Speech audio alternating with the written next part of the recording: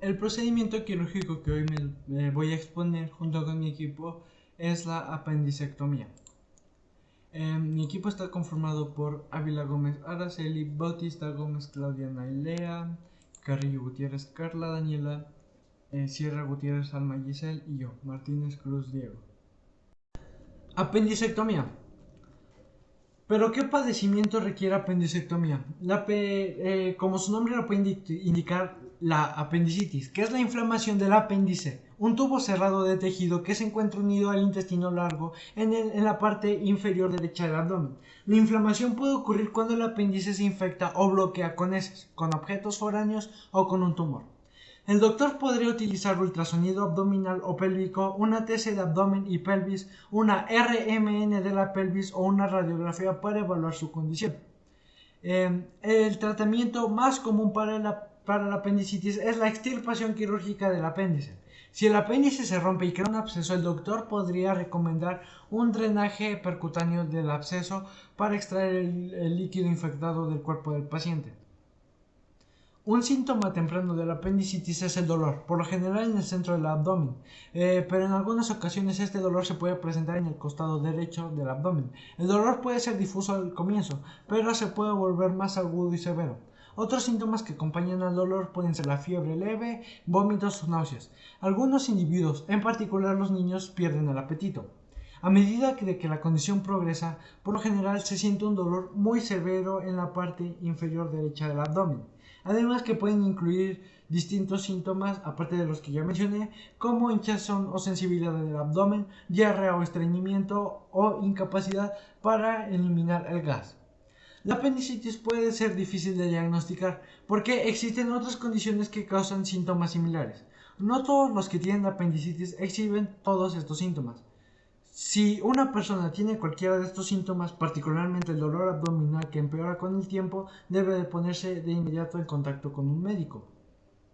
En cuanto a la relación quirúrgica de la apendicitis, es por medio de su tratamiento, que es la apendicectomía, que es la técnica quirúrgica utilizada para la extirpación del apéndice. Este tubo con forma de dedo es un pequeño fondo de saque que se encuentra ubicado en la parte inferior derecha del abdomen. Precisa anestesia general y puede realizarse con dos procedimientos quirúrgicos.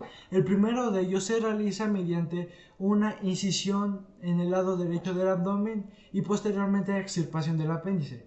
En cambio, el segundo procedimiento es vía laparoscópica, una técnica menos invasiva que requiere solamente 3 o 4 pequeñas incisiones en el abdomen para quitar el apéndice. En cuanto a la anatomía del apéndice, tiene la forma de un pequeño tubo cilíndrico flexuoso implantado en la parte inferior interna del ciego a 2 o 3 centímetros debajo del ángulo iliocecal, exactamente en el punto de confluencia de las tres cintillas del intestino grueso, longitud media de 6 a 12 centímetros, calibre de 0.8 milímetros y punto de convergencia de las tres tensiones musculares cólicas anteriores, postexterna y postinterna. Y esto sería más o menos la anatomía del apéndice.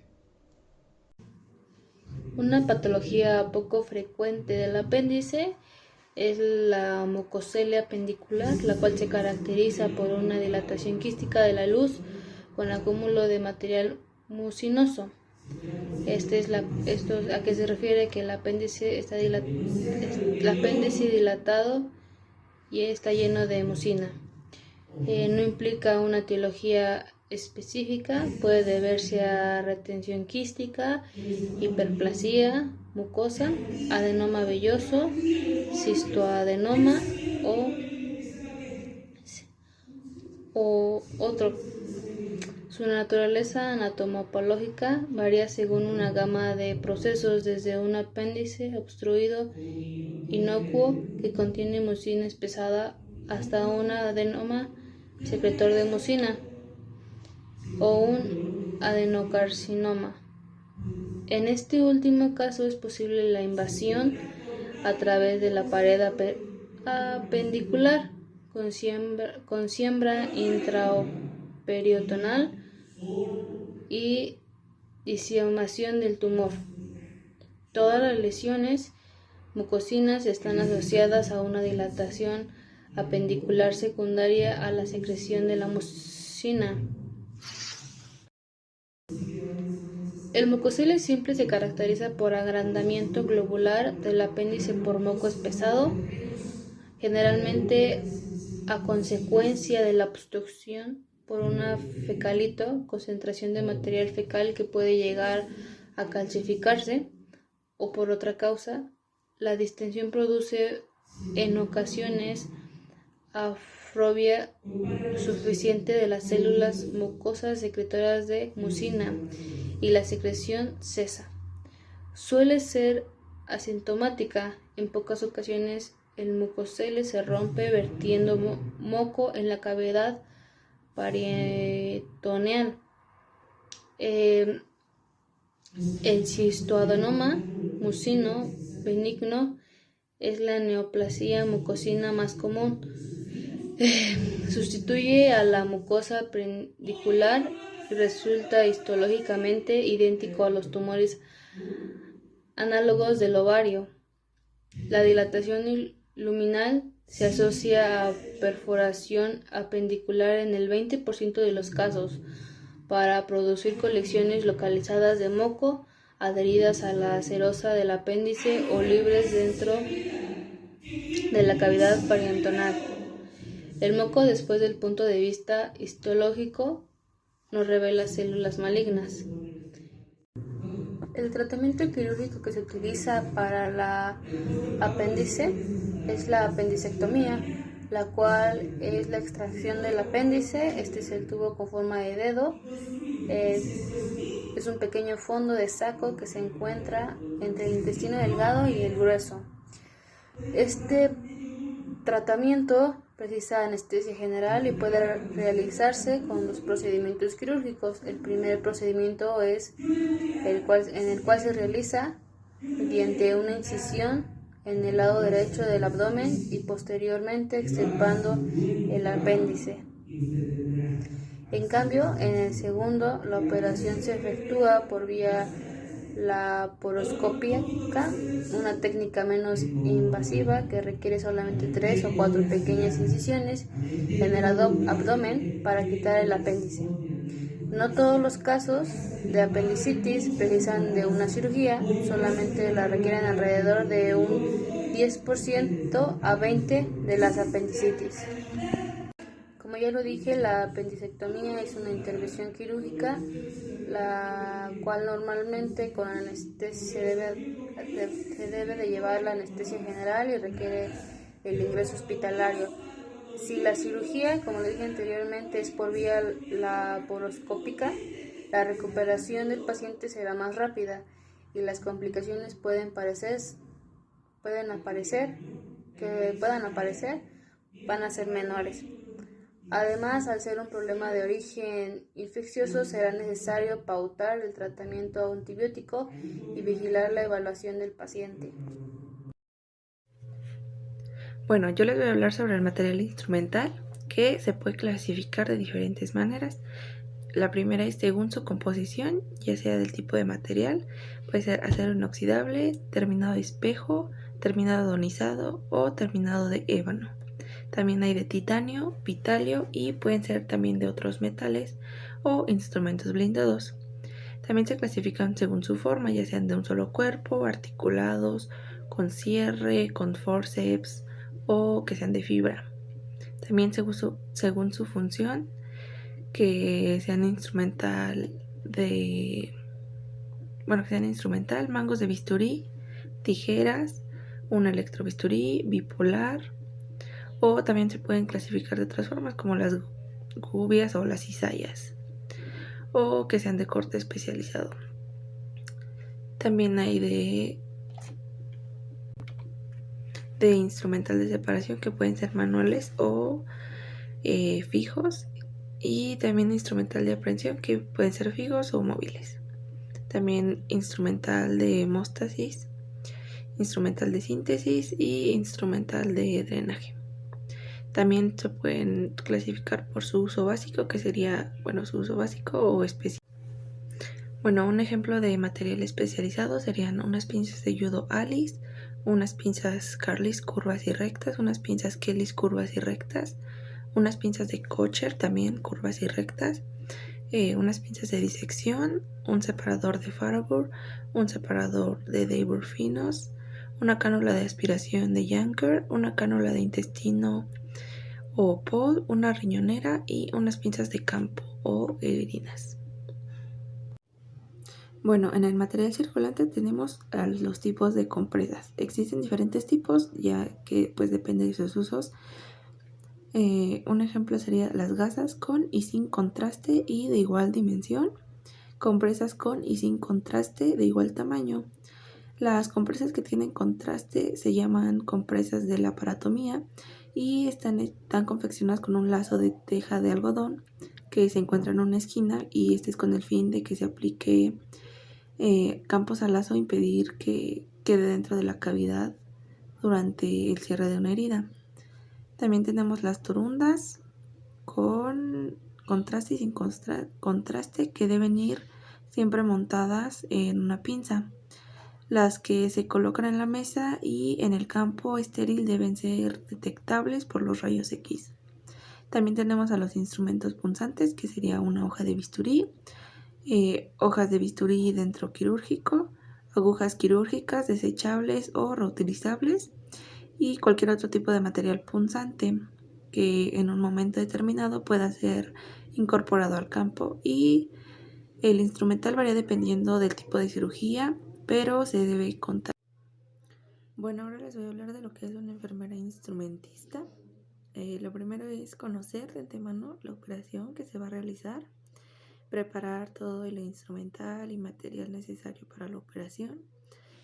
También tiene que verificar que no falte ningún elemento antes del inicio de la intervención. Va a realizar su lavado quirúrgico, se va a vestir seguidamente con la ayuda de la enfermera circulante, con ropas estériles y poniéndose los guantes. Va a vestir las mesas de instrumentación, disponiendo en el orden correspondiente los elementos que se utilizarán en cada tiempo operatorio. Va a ayudar a los cirujanos a colocarse los guantes, ayudará a colocar el campo estéril. Va a entregar los elementos solicitados por los cirujanos, tomará muestras intraoperatorias y las pasará a la enfermera circulante. Controlará los elementos utilizados, manteniendo la mesa ordenada y desechando convenientemente el material utilizado. También va a controlar el uso de gasas y compresas en el campo operatorio, verificando que sean radiópacas y efectuando su recuento con la enfermera circulante. Va a colaborar en la desinfección final y en la colocación de apósitos. También va a retirar las hojas de bisturí, agujas y demás objetos cortantes y punzantes. Va a ayudar al paciente a la camilla a recoger y revisar los instrumentos utilizados, así como disponer lo necesario para su lavado, desinfección y esterilización. Y también colaborará con el resto del equipo en dejar la sala perfectamente preparada por si hay una siguiente cirugía. Buenos días, Miss. Soy la alumna Claudia Naila Bautista Gómez y le voy a hablar sobre la función de la enfermera circulante. Durante la intervención, la enfermera circulante proporciona todo lo necesario para la cirugía, como es el suero tibio, las compresas, drenajes, suturas, instrumental y aparatos extra. Colabora con el anestesiólogo y procesa adecuadamente las muestras y piezas que precisen de estudios posteriores. Además, complementa los registros pertinentes.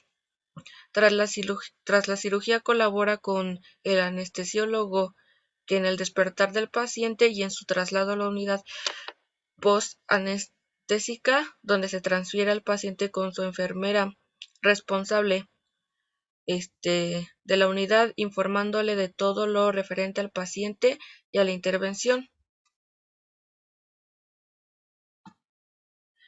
Después le voy a hablar sobre el instrumental básico para la cirugía, que se encuentra en el quirófano, que son en el primer tiempo encontramos los mangos de bisturí, que son el cuerpo del instrumental principal, que es el bisturí, que este nos ayuda a sujetar correctamente el bisturí y así poder realizar un corte o incisión que se deba hacer con precisión. Tenemos las hojas de bisturí, que estas se complementan con el mango de bisturí y forman el bisturí. Tenemos las tijeras de Metzabaum, que estas realizan cortes a tejidos finos y delicados o para aislar vasos o conductos. Las podemos encontrar tanto rectas como curvas. También tenemos las tijeras de Mayo, que se utilizan para separar tejidos resistentes como apeneurosis y tendones. Pueden ser rectas o curvas. Sus puntos son romas o romas agudas. También tenemos en el segundo tiempo las pinzas de Doyen, que evitan el aplastamiento al órgano sin apretar con fuerza el tejido y su uso intestinal. También tenemos las pinzas de Pean. Sirven para sujetar vasos sanguíneos y es utilizado para la hemostasia primaria. Tenemos la cánula de Yankauer, que es para la aspiración de sangre y secreciones durante procesos quirúrgicos, así como para la aspiración de secreciones subglóticas. En el tercer tiempo tenemos los separadores Richardson, que sirven para ampliar los bordes de heridas e incisiones, hallar tejidos y alejarlos del sitio quirúrgico. Tenemos los separadores de Farebow, que son para separar tejidos y tener un acceso fácil a la zona quirúrgica y para proteger tejidos adyacentes a ella y conseguir una buena visibilidad.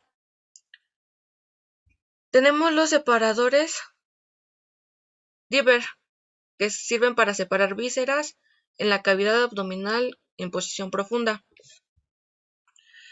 También tenemos las pinzas de disección SD, que presentan una punta escalonada con estrías o muescas y sin dientes que permiten tomar muestras sin necesidad de desgarrar.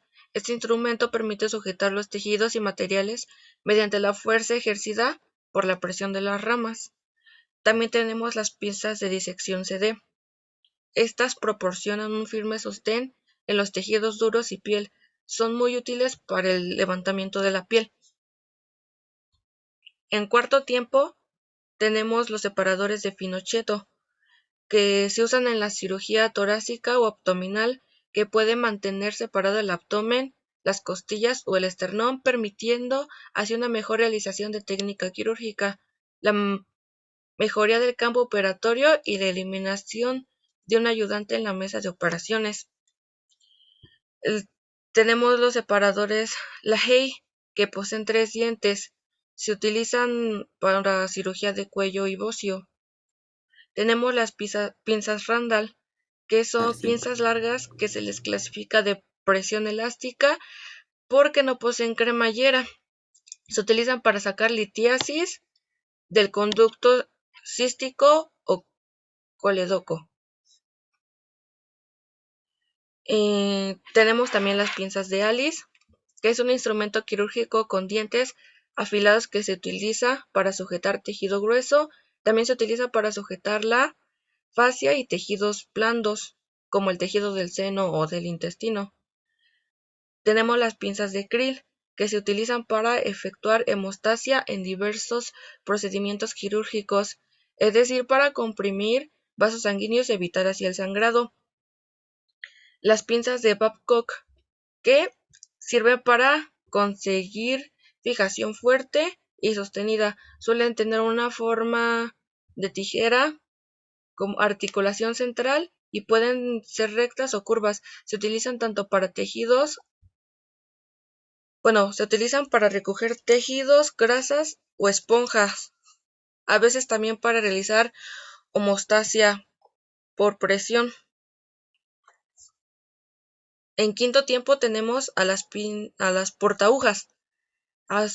Es un instrumento que se utiliza para sujetar la aguja, que permite realizar de una manera más cómoda y fácil y segura los puntos de sutura al paciente.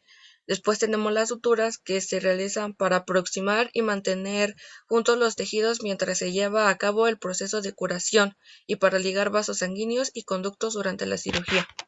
Me presento, soy la alumna Carrillo Gutiérrez Carla Daniela y le voy a explicar lo que sería el material especial. Tenemos el Novisin, que es como el Vicryl y el Polisort.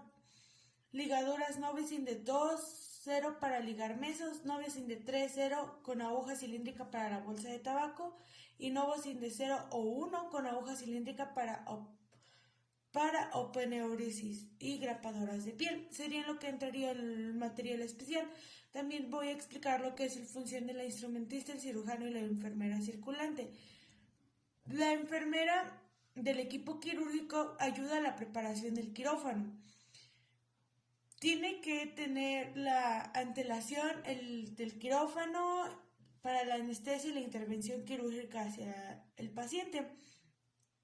Tiene que comprobar que todo esté en un correcto estado y en un buen funcionamiento, y con la disposición de la medicación necesaria para tener un buen mantenimiento del paciente y del material necesario para la intubación endotraqueal.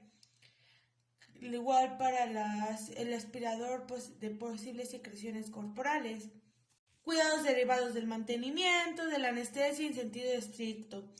Cuidado de reposición de pérdida, cuidados especiales del paciente frente a la cirugía en función de las características particulares de esto. Bueno, esto es lo que se seguiría haciendo en la anestesia general.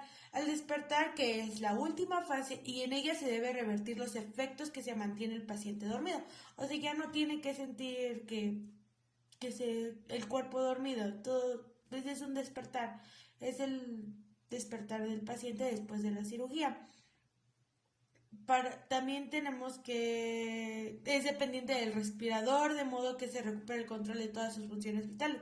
O sea, va a estar dependiendo de los monitores hasta que él recupere todas las funciones vitales, que sería el respirar, el habla y las funciones vitales.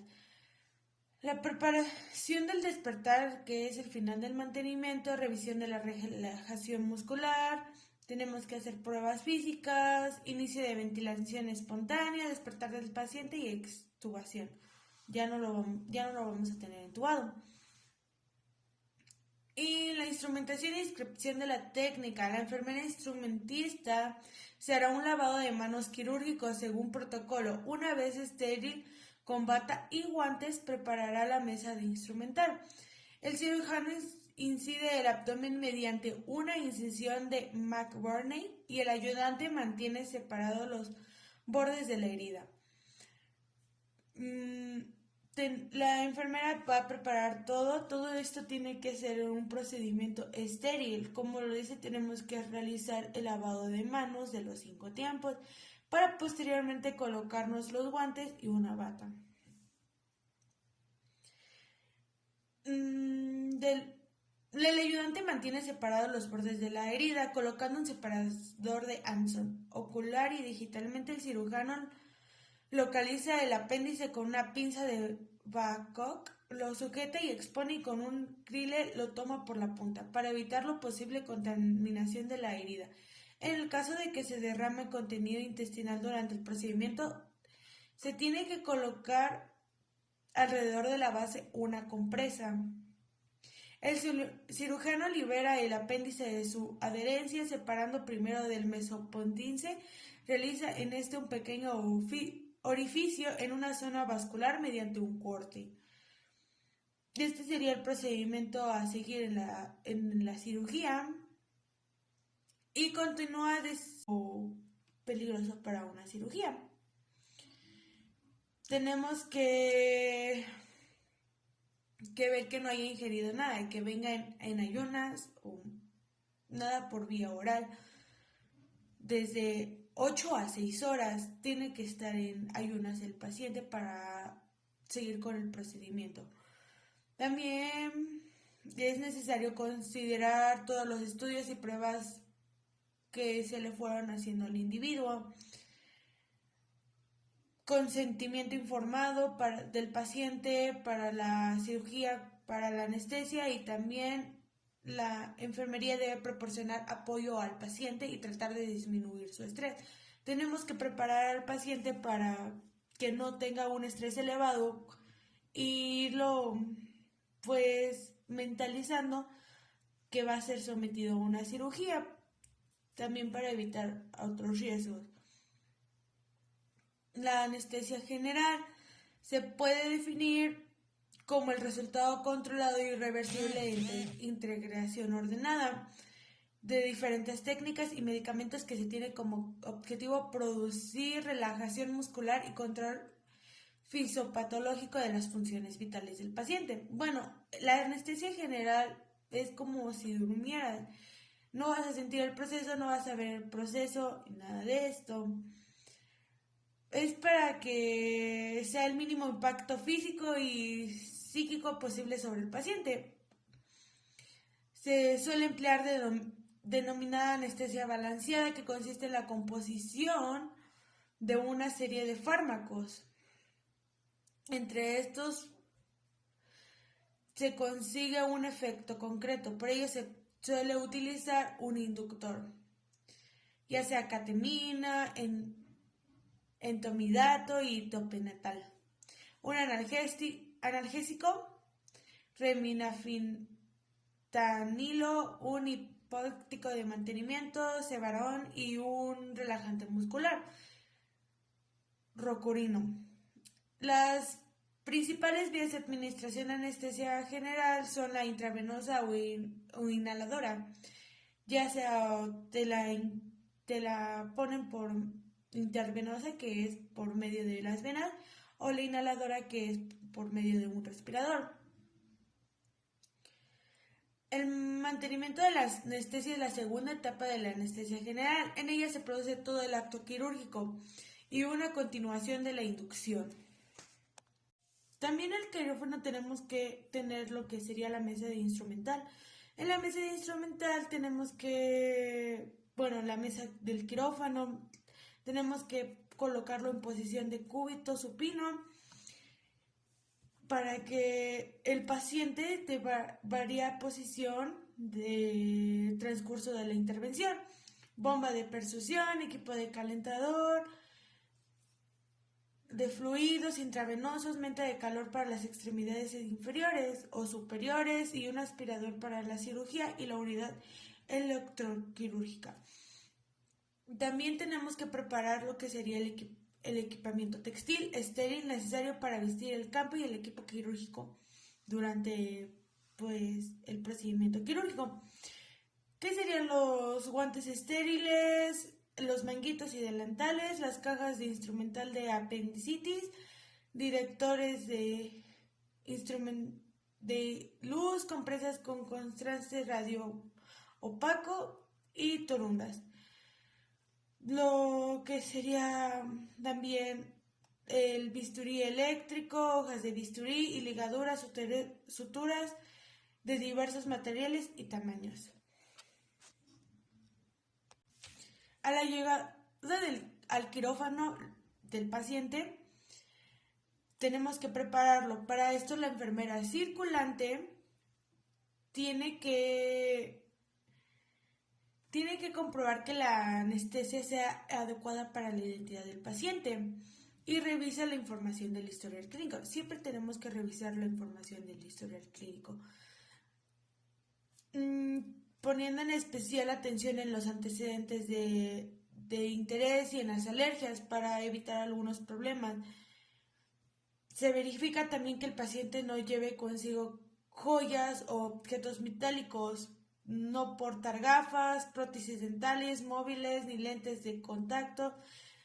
Tenemos que revisar que el paciente no tenga nada de esto o puede ser algo peligroso para una cirugía. Tenemos que ver que no haya ingerido nada y que venga en ayunas o nada por vía oral. Desde 8 a 6 horas tiene que estar en ayunas el paciente para seguir con el procedimiento. También Es necesario considerar todos los estudios y pruebas que se le fueron haciendo al individuo.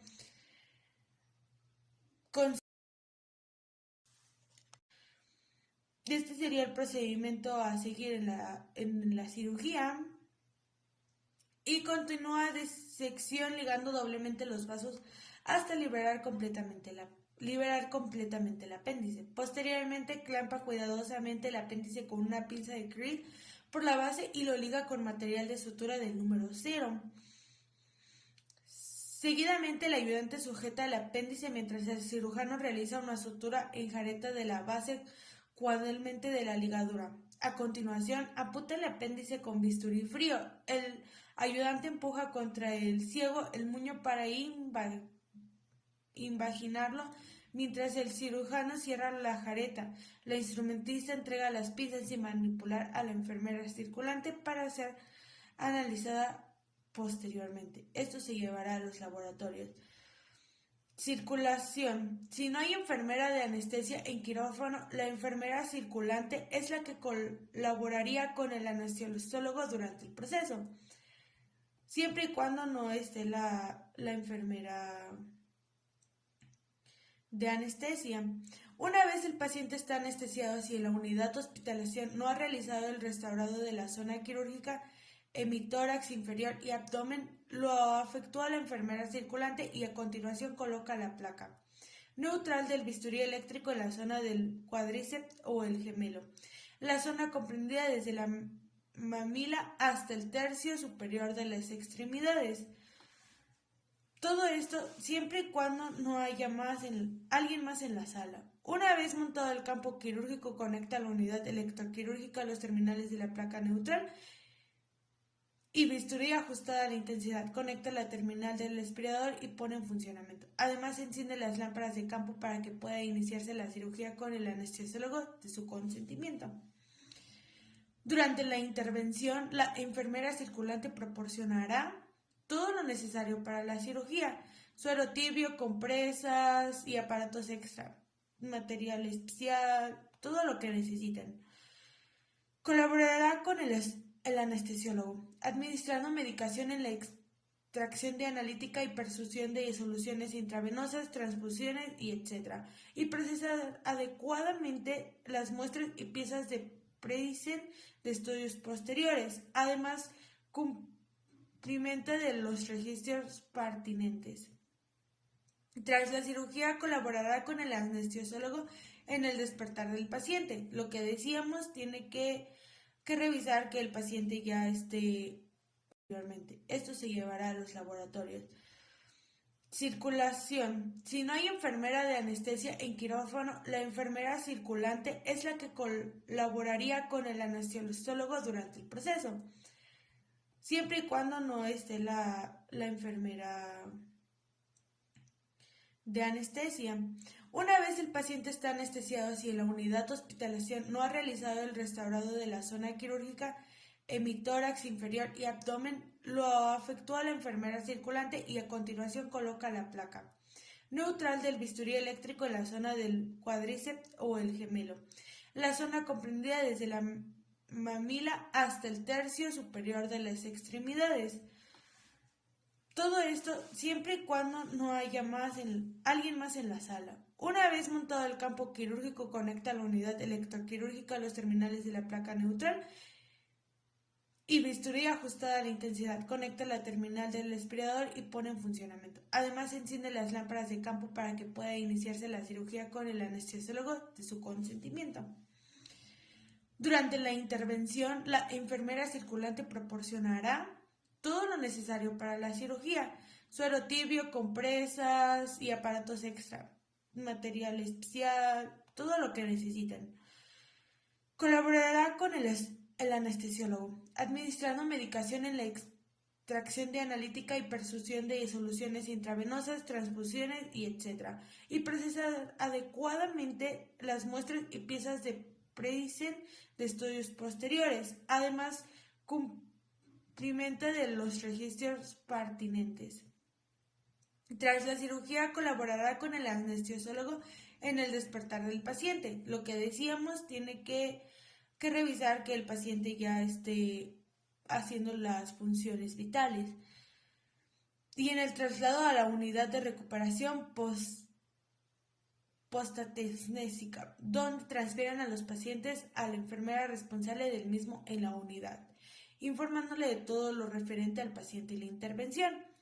El cierre y la finalización de la cirugía. Para concluir, el cirujano lava la herida con suero fisiológico tibio y procede a realizar el cierre de la pared por planos. Por último, la enfermera instrumentista desinfecta la herida quirúrgica con el producto destilado destinado al efecto y le cubre con un apósito.